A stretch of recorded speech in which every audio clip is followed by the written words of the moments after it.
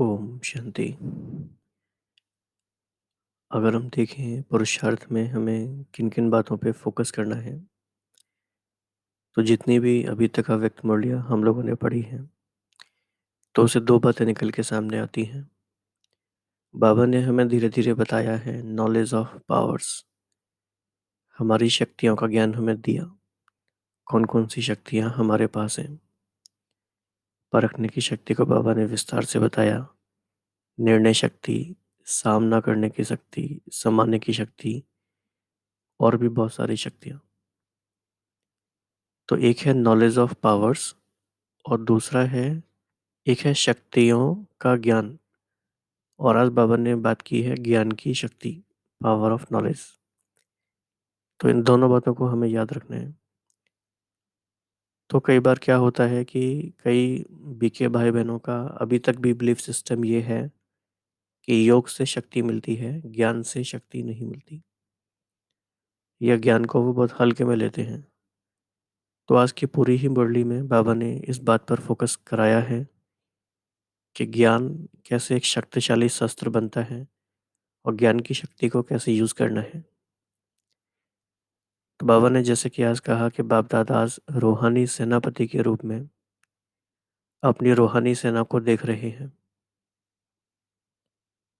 इस रूहानी सेना में कौन से महावीर हैं, कौन से शक्तिशाली शस्त्र धारण किए हुए हैं।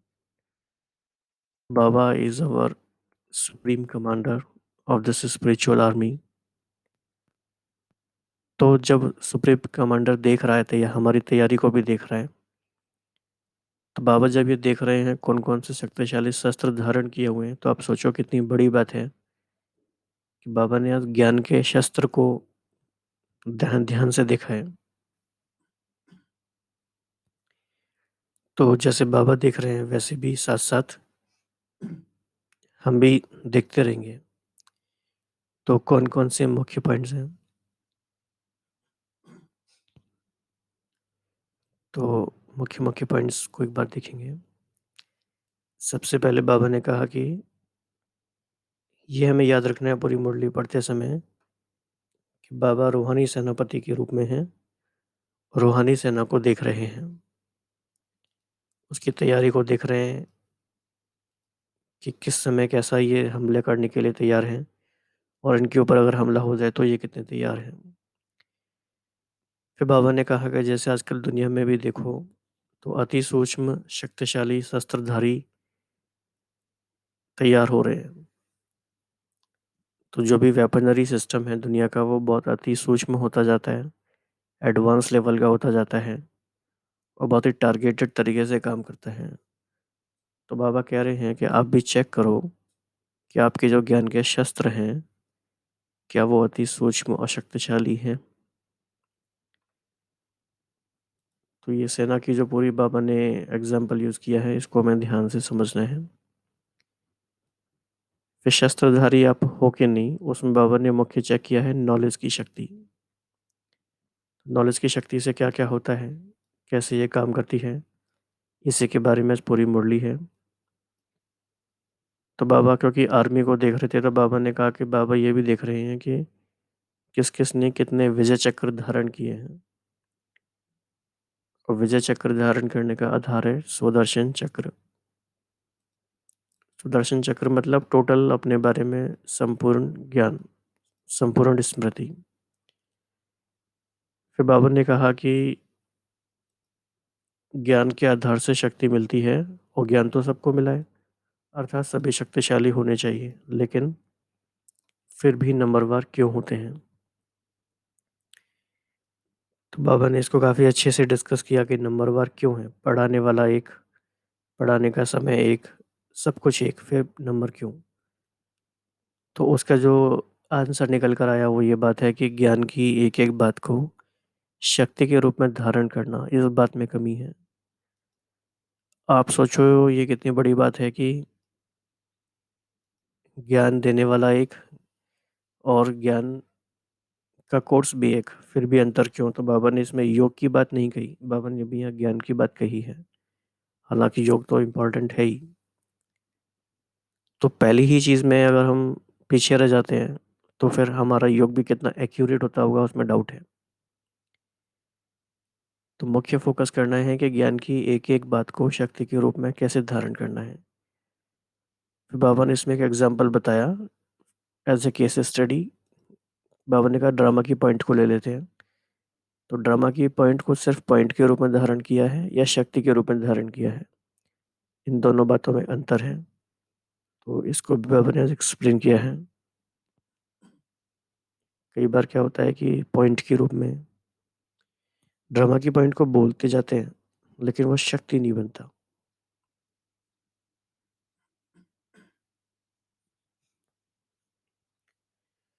तो नॉलेजफुल के साथ साथ पावरफुल बनना है, या कहेंगे कि यथार्थ नॉलेज है तो वो पावरफुल बनाएगी ही, या फिर कह सकते हैं कि यथार्थ नॉलेज ही पावर है। तो लाइट अगर आई है तो माइट आएगी ही। फिर बाबा ने कहा कि ये जो सारी बातें हैं कि कैसे ज्ञान की एक एक पॉइंट को अपने में शक्ति के रूप में धारण करना है, इसकी ट्रेनिंग स्वयं को स्वयं भी दे सकते हो। क्योंकि अब ये वेट करने का टाइम नहीं है कि कोई आएगा और हमें बताएगा। अब हमें अपनी ट्रेनिंग खुद करनी है। तो तैयार हैं आप सभी? तो सेल्फ ट्रेनिंग का भी मॉड्यूल है आज की मुरली। कैसे अपनी ट्रेनिंग करनी है ये भी हम सीखेंगे। स्पिरिचुअल डिफेंस ऑडिट भी है कि कैसे हम अपनी तैयारी का निरीक्षण करें, उसको हम जांचें परखें। तो काफ़ी इम्पोर्टेंट मुरली है और बहुत सारे भाई बहनों की बहुत सारे क्वेश्चंस का आंसर भी बाबा ने इसमें इस मुरली में दिया है। तो ये सारी बातें हम देखते रहेंगे।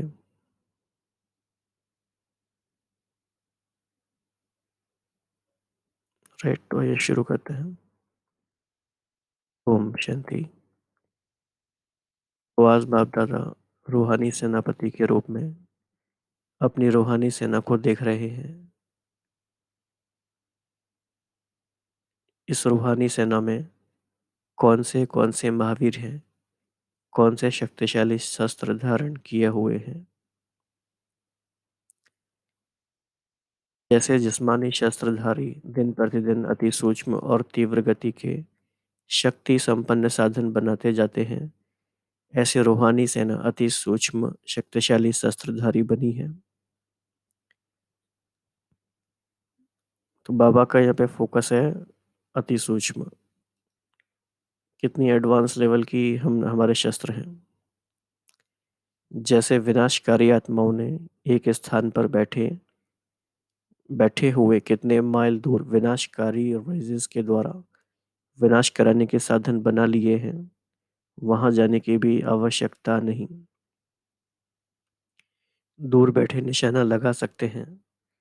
ऐसे रूहानी सेना स्थापनाकारी सेना है, वह विनाशकारी और आप स्थापनाकारी हो।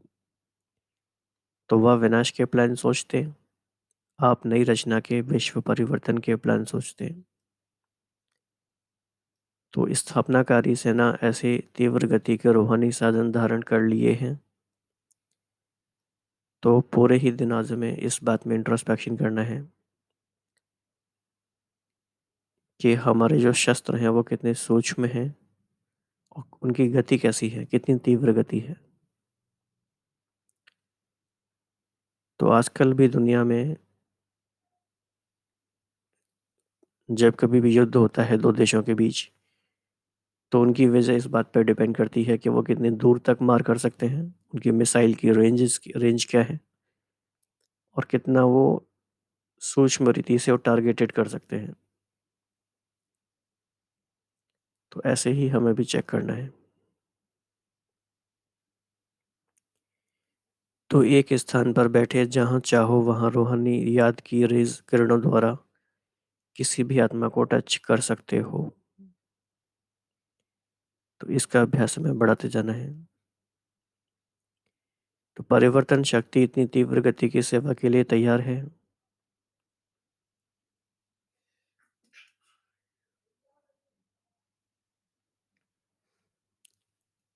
तो नॉलेज अर्थात शक्ति सभी को प्राप्त हो रही है ना।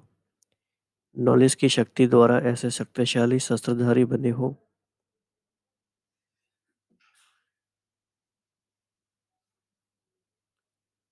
अब यहाँ पर फोकस ये करना है, जब बाबा कह रहे हैं शक्तिशाली शस्त्रधारी बनना है, तो उसका आधार क्या है? नॉलेज की शक्ति द्वारा। This has to be kept in mind.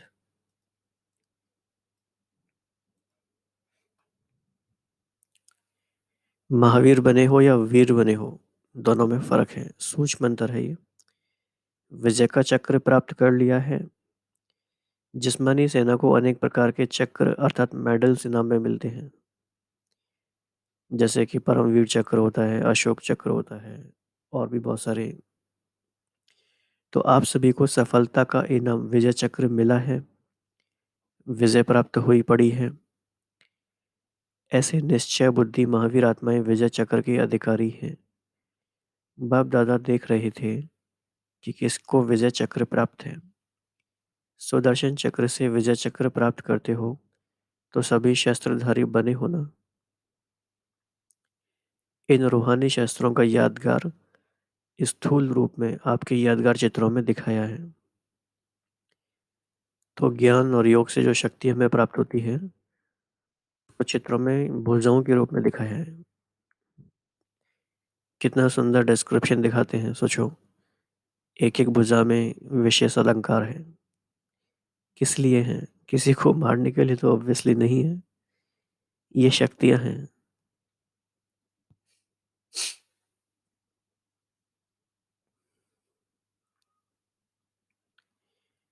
तो देवियों के चित्र में शस्त्रधारी दिखाते हैं ना, पांडवों को भी शस्त्रधारी दिखाते हैं ना। तो यह रूहानी शस्त्र अर्थात रूहानी शक्तियां स्थूल शस्त्र के रूप में दिखा दी हैं। तो वास्तव में सभी बच्चों को बाप दादा द्वारा एक ही समय एक जैसी नॉलेज की शक्ति प्राप्त होती है।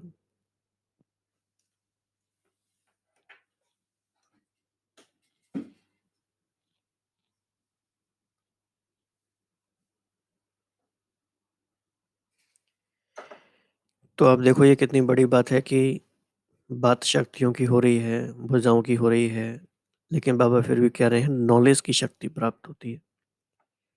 तो अब सोचो कि नॉलेज को आज बाबा कितना महत्व दे रहे हैं। तो अलग अलग नॉलेज नहीं देते, फिर भी नंबरवार क्यों बनते हैं? बाप दादा ने कभी किसी को अलग पढ़ाया है क्या? तो इकट्ठा ही पढ़ाते हैं ना, पढ़ाई पढ़ाते हैं ना। सभी को एक ही पढ़ाई पढ़ाते हैं ना, कि किसी ग्रुप को कोई पढ़ाई पढ़ाते, किसी को कोई। या 6 मास का गॉडली स्टूडेंट हो या 50 वर्ष का हो, एक ही क्लास में बैठते हैं।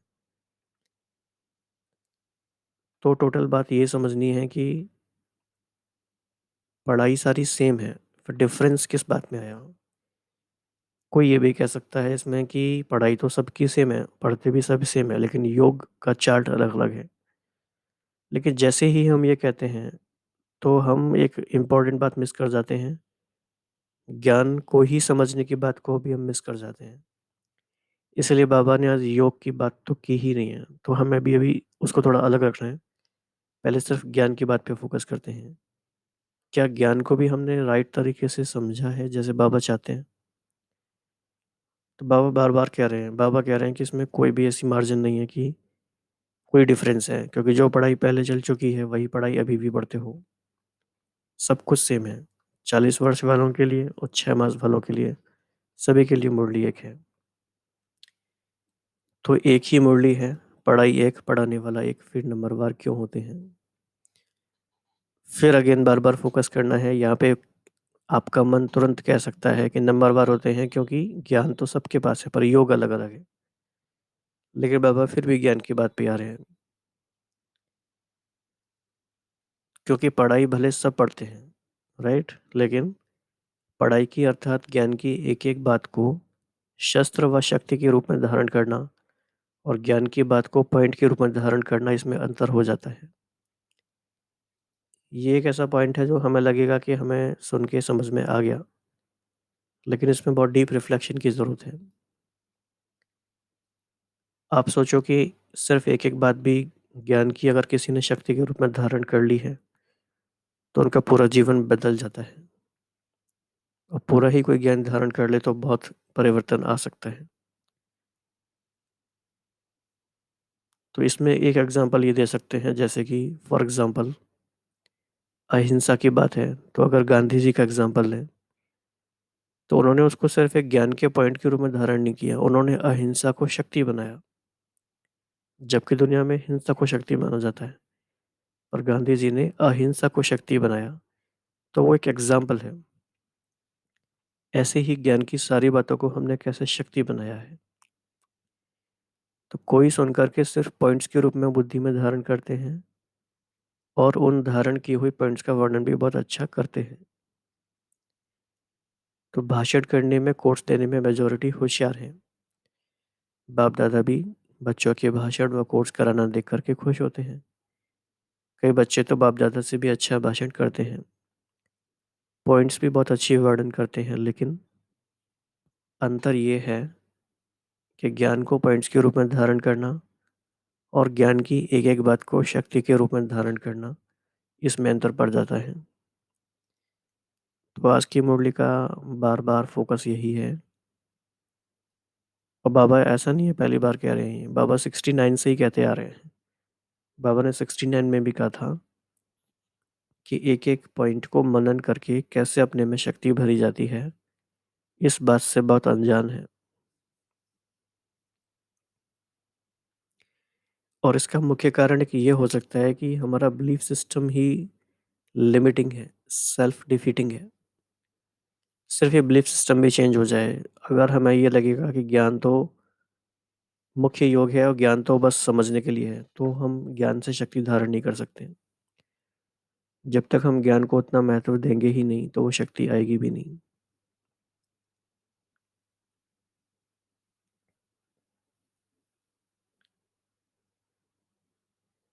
तो बाबा ने एग्जाम्पल दिया, जैसे ड्रामा की पॉइंट उठाओ, तो यह बहुत बड़ा विजय प्राप्त करने का शक्तिशाली शस्त्र है।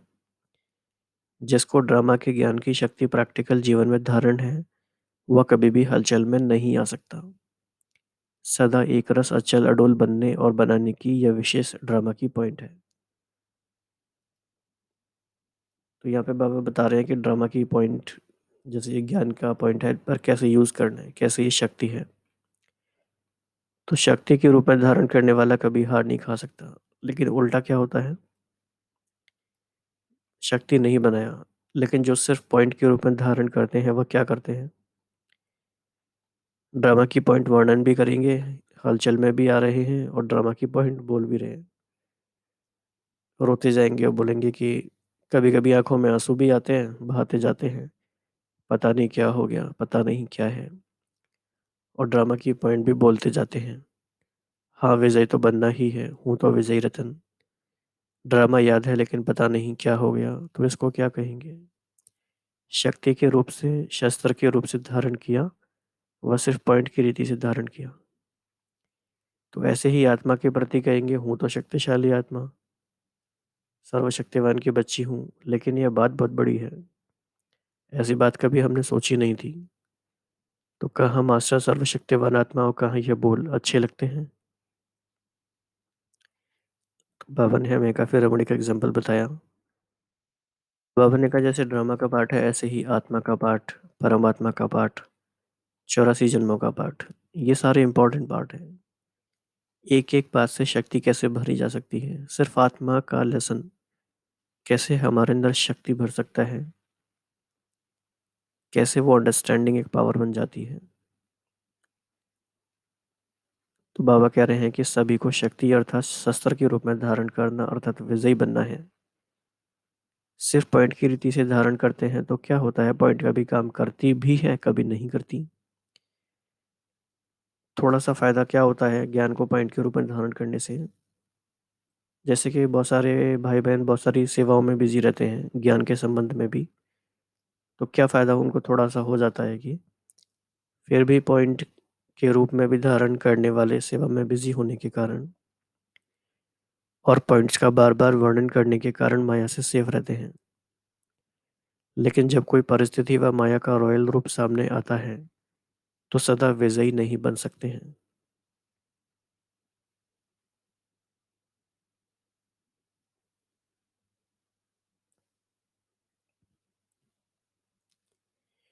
तो वही पॉइंट्स वर्णन करते रहेंगे, लेकिन शक्ति न होने के कारण सदा माया जीत नहीं बन सकते हैं। तो समझा नंबरवार क्यों बनते हैं? तो अब ये चेक करो कि हर ज्ञान की पॉइंट शक्ति के रूप से, शस्त्र के रूप से धारण की है। सिर्फ ज्ञानवान बने हो व शक्तिशाली भी बने हो। तो ये हमारी चेकिंग का आज होमवर्क है। तो नॉलेजफुल के साथ पावरफुल भी बने हो व सिर्फ नॉलेजफुल बने हो। तो यथार्थ नॉलेज लाइट और माइट का स्वरूप है, उसी रूप से धारण किया है। अगर समय पर नॉलेज विजयी नहीं बनाती है, तो नॉलेज को शक्ति के रूप से धारण नहीं किया है। अगर कोई योद्धा समय पर शस्त्र कार्य में नहीं ला सके तो उसको क्या कहेंगे? महावीर कहेंगे। तो पहली बात तो यही कहेंगे कि उस योद्धा को शस्त्र या तो चलाना नहीं आता, या उसकी ट्रेनिंग अच्छी नहीं हुई है। तो ये नॉलेज की शक्ति मिली किस लिए है? मायाजित बनने के लिए मिली है ना? या कि समय बीत जाने के बाद पॉइंट याद करेंगे, करना तो ये था, सोचा तो ये था। तो यह चेक करो कि अभी फोर्स का कोर्स कहाँ तक किया है। तो ज्ञान को एक फोर्स के रूप में कैसे यूज करना है। तो बाबा ने फिर कहा कि बाबा देखते रहते हैं कि कोर्स कराने में सभी होशियार हैं, सेवा भी कर रहे हैं, तन मन धन सब लगा रहे हैं। फिर बाबा ने कहा कि बचपन पूरा हुआ ना, अभी युवा अवस्था में हो या वानप्रस्थ में हो, कहाँ तक पहुंचे हो। बाबा फिर आगे और बातचीत कर रहे हैं। तो बाबा अगेन फिर उसी बात पर आते हैं कि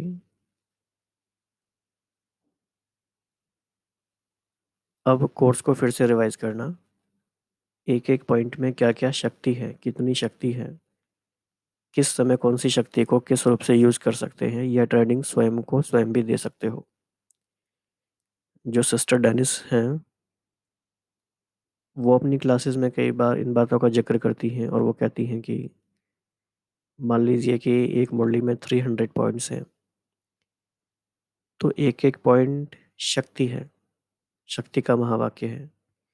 एक एक महावाक्य पे फोकस करना है।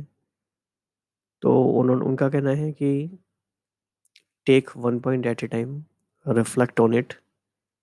और इस तरह से देखा जाए तो एक मुरली को भी हम 4-5 दिन तक लगातार पढ़ सकते हैं, इतनी बातें एक मुरली में होती हैं।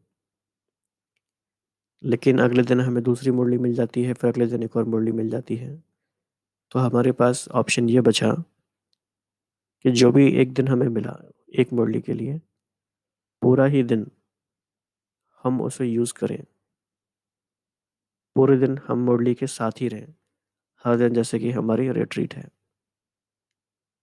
सेपरेट रिट्रीट का वेट ना करें, वीकेंड का वेट ना करें, कोई हमें कराए रिट्रीट उसका वेट ना करें। तो आप इस बात के लिए रेडी हैं, सेल्फ रिट्रीट के लिए? तो बाबा ने भी कहा कि यह ट्रेनिंग स्वयं को स्वयं भी दे सकते हो। तो ये चेक करो, आत्मा के पॉइंट रूपी शक्तिशाली शस्त्र सारे दिन में प्रैक्टिकल में लाया। तो बाबा ने फिर कहा कि अपनी ट्रेनिंग आप ही कर सकते हो, क्योंकि नॉलेजफुल तो है ही। आत्मा के प्रति पॉइंट्स निकालने के लिए कहें तो कितनी पॉइंट्स निकालेंगे, बहुत है ना। तो भाषण करने में तो होशियार हो, लेकिन एक एक पॉइंट को देखो, परिस्थिति के समय कहाँ तक कार्य में लाते हैं। यह नहीं सोचो कि वैसे तो ठीक रहते हैं, लेकिन ऐसी बात हो गई, परिस्थिति आई तब ऐसा हुआ। तो ये जो हम जस्टिफिकेशन देते हैं, तो ये वैलिड नहीं है। क्यों? क्योंकि शस्त्र होता किस लिए है? जब दुश्मन आता है उसके लिए होता है, या दुश्मन आ गया मैं हार गया, अगर हार गया तो शस्त्र किस लिए था? तो माया आ गई इसलिए डगमग हो गए, तो माया के लिए ही तो शस्त्र है ना। शक्तियां किस लिए धारण की हैं? तो मान लीजिए कि आर्मी की तैयारी हो बहुत अच्छी, और उस पर हमला हो जाए और वो हार जाए, और फिर सुप्रीम कमांडर उससे पूछे कि क्यों हार गए आप, तो वो कहे कि हम पे हमला हो गया। तो ये तो कोई वैलिड जस्टिफिकेशन ही नहीं है। हमला तो होना ही था, इसीलिए तो तैयारी थी। तो समय पर विजय पाने के लिए शक्तिशाली बने होना, तो समझा क्या करना है। तो बाबा ने फिर और बातों पे चिट-चैट की है। बाबा ने कहा था कि सेवा से प्यार है, बाकी सब चीज़ों से प्यार है, लेकिन कभी-कभी जो नाजुक बन जाते हैं ना, शस्त्र छूट जाते हैं, उस समय इन्हों की फ़िल्म निकाल कर इन्हों को दिखानी चाहिए। तो बाबा ने कहा कि बीच-बीच में जोड़ना, तोड़ना, फिर पुरुषार्थ में आगे बढ़ना, तो जितनी गाँठें बढ़ती जाती हैं धागे में, उतना धागा कमज़ोर हो जाता है। तो विघ्न आए फिर निर्विघ्न हो, ये सही नहीं है। तो बाबा कह रहे हैं इन सारी बातों पे सूक्ष्म चेकिंग करनी है। नहीं तो कई बार क्या होता है कि होंगे महारथी की लिस्ट में, लेकिन फिर भी ऐसे संस्कार वाले कमज़ोर ज़रूर हो जाते हैं, बार-बार ऊपर-नीचे। तो सदा ही जुटा रहे, सदा निर्विघ्न रहे, सदा हर्षित रहे, सदा छत्र छाया में रहे। तो वह और यह जीवन में अंतर तो है। बाबा ने कहा कि कोई-कोई का जीवन पत्री का कागज़ बिल्कुल ही साफ है और किसी में बार-बार दाग लगते रहते हैं, तो वो कागज़ अच्छा नहीं लगता।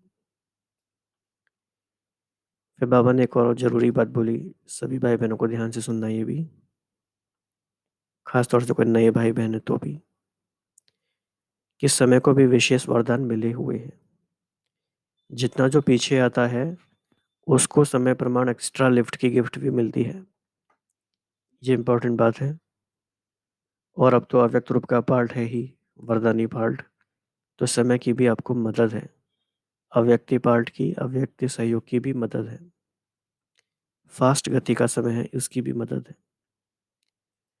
आप इस बारे में भी थोड़ा विचार करिए कि समय तो अपनी ही स्पीड से चलता है। फिर बाबा ये क्यों कहते हैं कि फास्ट गति का समय है?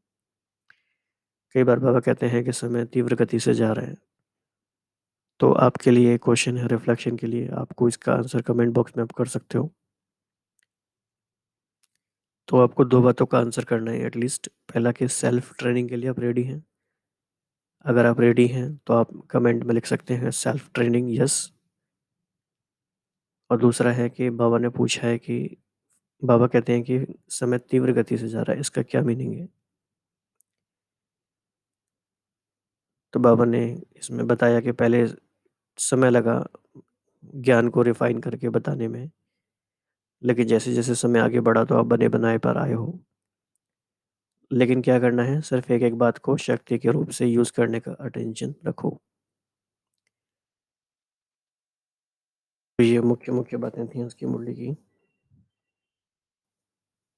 तो सदा महावीर बन विजय छत्रधारी आत्माएँ, सदा ज्ञान की शक्ति को समय प्रमाण कार्य में लाने वाली, सदा अटल, अचल, अखंड स्थिति धारण करने वाली, सदा स्वयं को मास्टर सर्वशक्तिवान अनुभव करने वाली, ऐसी श्रेष्ठ सदैव मायाजीत विजयी बच्चों को बाप दादा का याद प्यार और नमस्ते। हम सभी बच्चों का, रूहानी सेना का, हमारे रूहानी सेनापति को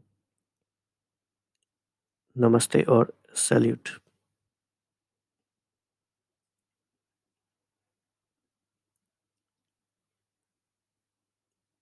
बाबा ने कुछ-कुछ थोड़ी मीटिंग की बातें की हैं। बाबा ने दादी को बोला कि अनादि चाबी मिली हुई है, ऑटोमेटिक चाबी है। निमित्त बनना अर्थात ऑटोमेटिक चाबी लगना। चाबी लगने का मीनिंग है कि देन हम जब निमित्त बन जाते हैं, तो फिर हम नहीं चलते, हमें कोई चलाता है। हमारी ज़िम्मेदारी सिर्फ़ निमित्त बनने की होती है। तो आप सबके हर संकल्प में सेवा भरी हुई है। एक निमित्त बनता है तो अनेक आत्माओं को गुस्सा में लाने के। वैसे भी कोई अच्छी डांस करता है तो देखने वालों के पाँव नाचने लग जाते हैं। लहर फैल जाती है, तो ना चाहते हुए भी हाथ-पाँव चलने लगते हैं। फिर बाबा ने कहा, बाबा का प्यार है बच्चों के लिए कि ऐसे बच्चे कहाँ भी नहीं होंगे जो एक-एक बच्चा 1-2 से आगे हो। हर एक बच्चा विशेष हो, कोई के इतने बच्चे ऐसे हो नहीं सकते। तो कोई के अगर होंगे तो कोई लड़ने वाला होगा, कोई पढ़ने वाला होगा, लेकिन यहाँ तो हर एक विशेष बढ़िया हो, हर एक की विशेषता है। तो बाबा हमें हमारा सुमन हमेशा ऊपर उठाते हैं। बाबा ने फिर माताओं से कहा कि जब सारी दुनिया सो रही है, तब आप बच्चे मस्ती में मना रहे हो, राइट?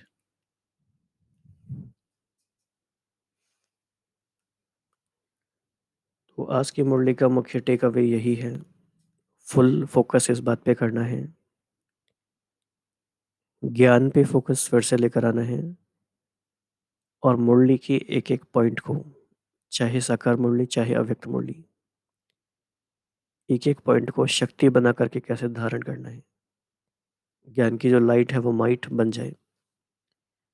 इसी आधार पे सारा डिफरेंस आता है। सोचो यही सबसे बड़ी बात है।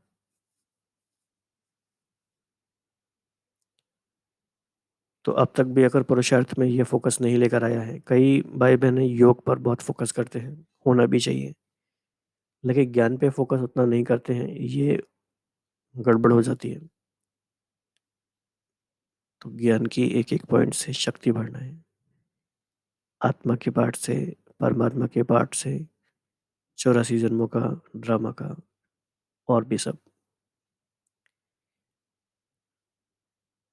तो शक्तियों का ज्ञान अभी तक हमने एक्सप्लोर किया, अब तक के पुरुषार्थ में। अब हमें ज्ञान की शक्ति को भी एक्सप्लोर करना है। शक्तियों का ज्ञान और ज्ञान की शक्ति। तो अभी अब बाबा के साथ बैठ के 2-3 मिनट में अपना ये संकल्प दृढ़ करें कि आपको इस बात की सेल्फ ट्रेनिंग कैसे करनी है। उसका प्लान बनाइए और सिर्फ एक दिन की बात नहीं है, ये कंटिन्यूटी में करने की बात है। तो बाबा को ये संकल्प सुनाते हैं अपना। ओम शांति।